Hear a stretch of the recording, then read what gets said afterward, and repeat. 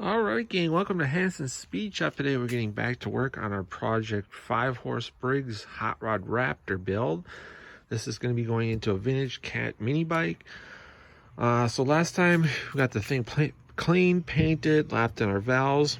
We just threw in our piston. This is a standard bore piston, so we're fine. All I did was just hone it, just get some nice cross hatching. It's got an arc billet rod, so I just put that on. I don't have it torqued down or anything yet. So once we get that torqued, we'll throw our cam in. We're going to be running a old vintage dyno cams, kind of a mid-range cam in here. I'll show you the specs on it when we get to that point. We got stainless valves. We're going to be running billet lifters and some aftermarket valve springs, and that's kind of about it basically. If you're not familiar also with this build, we relieve the valves here. It's been ported and polished.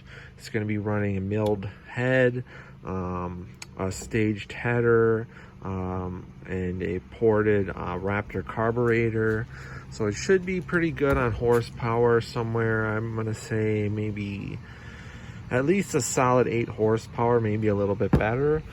It's going to be also running a 3-horse flywheel with a high performance coil.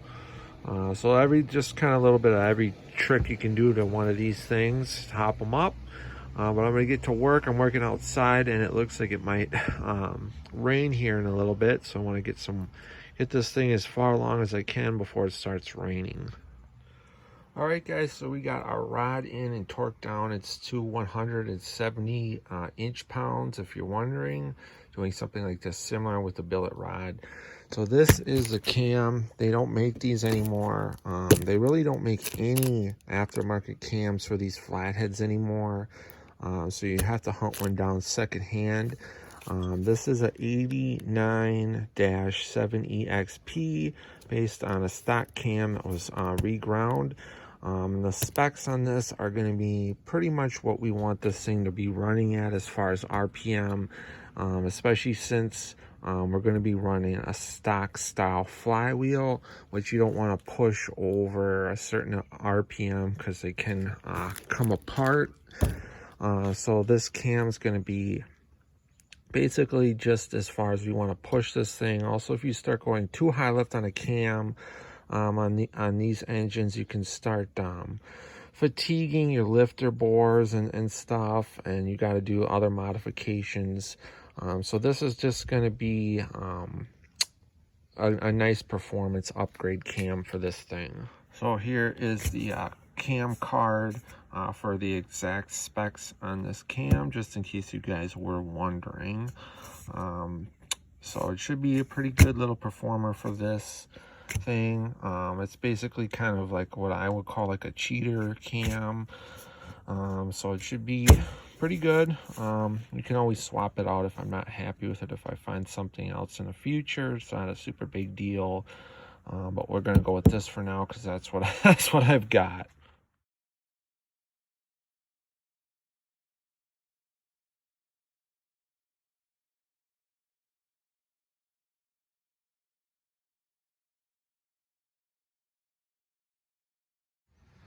Alright guys, so we're making some good progress. We got our valve springs in, our cam in, lifters. I was missing a timing gear, so I had to get a timing gear, put that on.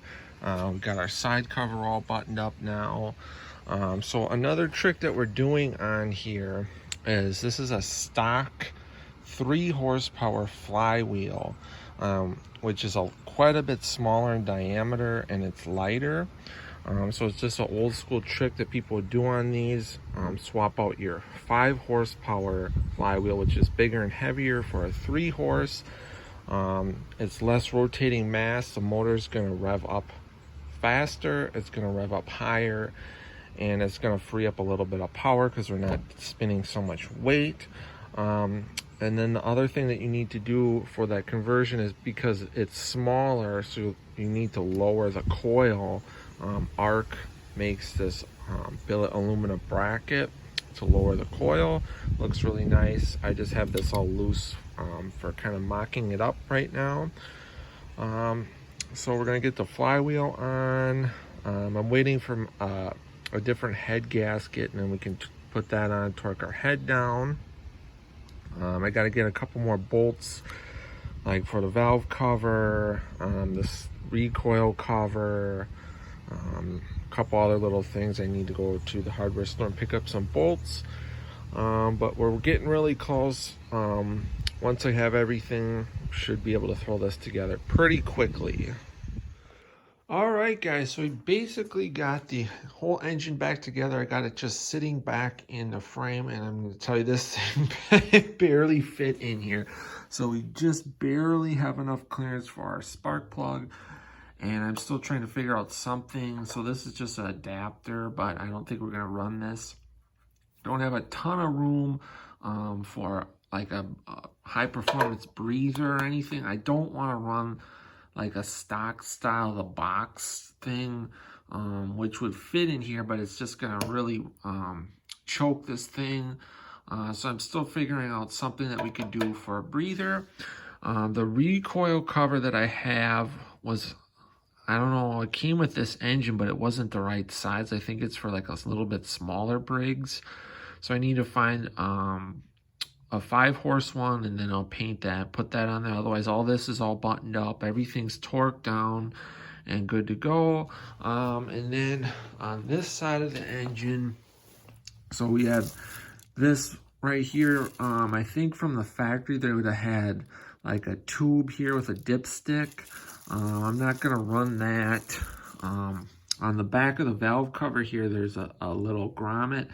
Normally, there's a tube that goes up that vents into the carburetor. I'm going to run a hose off of that, and then put a plug in here with a hose, and then run them both into a T into a breather. So that's how I'm going to do that setup.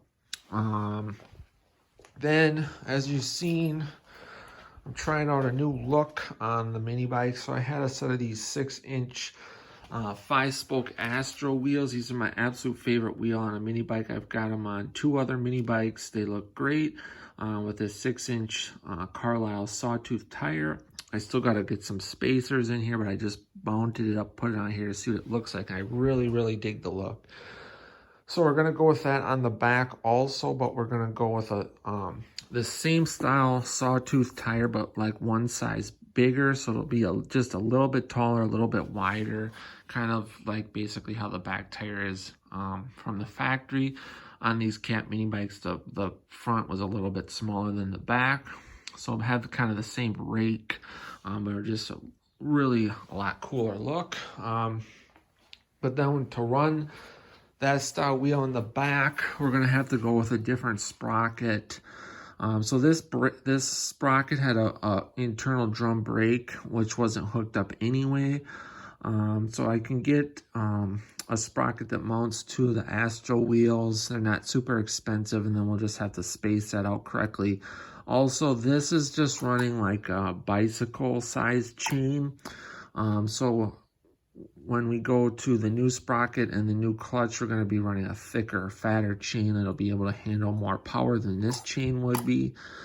So that's going to be an upgrade. Then I was planning on putting a torque converter style clutch on here. It's just not going to work with this frame. We would have to do a lot of modifying to either the frame or the backing plate on the converter itself. I don't want to do either of those, so we're just going to run a conventional style clutch. But I'm going to get a better one like I have on my other Cat mini bike. I went with Hillard Inferno race clutch. Super nice quality, and they're adjustable and everything, so that's what we're going to go with on here. And then that'll also, we'll be able to run our clutch brakes with that. With the torque converter, we would have basically had no brakes on here, which is kind of sketchy with as much power as this thing should be putting out, 8 to 9 horsepower.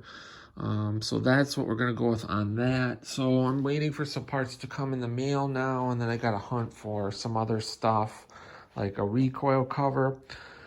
So I think that's going to do it for this one, guys. So next time, hopefully we can get everything wrapped up over the next couple weeks and then get this engine started and hopefully take this thing for a ride. But we got a lot of work done. Got our header on here with our support strap, gas tanks mounted. Everything on the engine's basically, as you see it, is buttoned up with the exception of a couple missing pieces. I also got this really nice seat for this thing. The seat that was on it when I got it was really roached out. And then I had one seat off another mini bike that I put on here just to see. But this one fits pretty good. It's a little bit shorter, so it should look pretty good on here. I just got to drill some holes in the bottom of it and then use some like self-tapping screws and get that mounted up. So that's not a super big deal, but just a lot of little things left to do on it. But that's going to do it for this one, guys. Like the video, share the video, hit that subscribe button if you're not already a subscriber to Hansens Speed Shop.